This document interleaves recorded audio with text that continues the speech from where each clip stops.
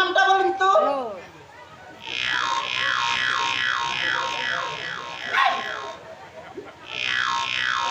কি হলো আপনার বাবার নামটা বলুন। ম্যাডাম কতজন করে গেছে, কজনে কথা বলবো?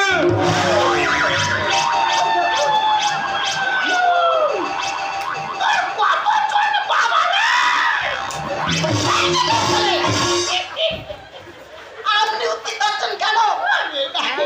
আই তো কই কিছু করিনি তো, আমি চুপ করে বসে থাকবো।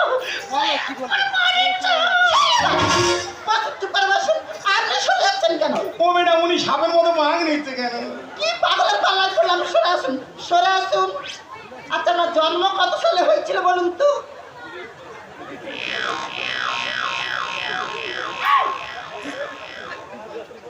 কি হলো আপনার জন্ম কত সালে হয়েছিল বলুন? ম্যাডাম ওটা 1942 সালে হওয়ার কথা ছিল, কিছুটা ঝামেলার কারণে ওটা 1947 সালে হয়েছে।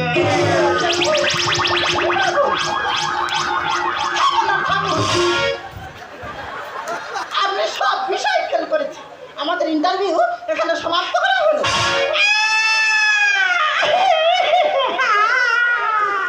তোমার কি কিডনি কামড়াচ্ছে? চুপচাপ করে দাঁড়িয়ে থাকবি।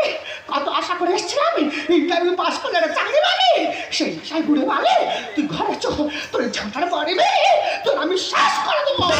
মাথারু মাথারু মেরে ছেটে বিদায় কর, মাথারু মেরে ছেটে বিদায় কর, তো কত নোংরা সবই ঠান্ডা মেরে ঘর থেকে ছেটে বিদায় কর।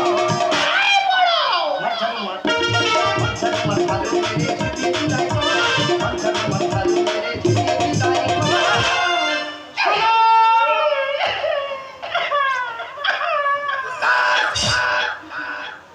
বলছিলাম বাবা আজকে ইন্টারভিউ দিয়েছে, উনি কি পাস করেছে? পাস করেছে না ছাড়, ডাহা ফেল করেছে। তাহলে তুমি ঝাঁটা মারছো কেন? ঘাট ধরে বাইরে বের করে দিতে পারলে না? হকা হাই তোর বাবা ঘাট ধরে বের করে দিতে বলতেছি। বললাম শোনো, আমি তোমাকে সাপ সাপ জানিয়ে যাচ্ছি, এই পুরো যদি ঘুরে ঘরে গিয়েছে না তাহলে ওই সংসারে পুরো থাকবে, আর না হলে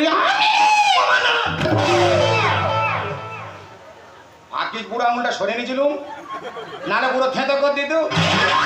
ও বাবা হ্যাঁ বলছি তোমার বৌমা তোমাকে এত লাঠি ঝাঁটা মারে, হ্যাঁ তোমার কি একটু লজ্জা করে না?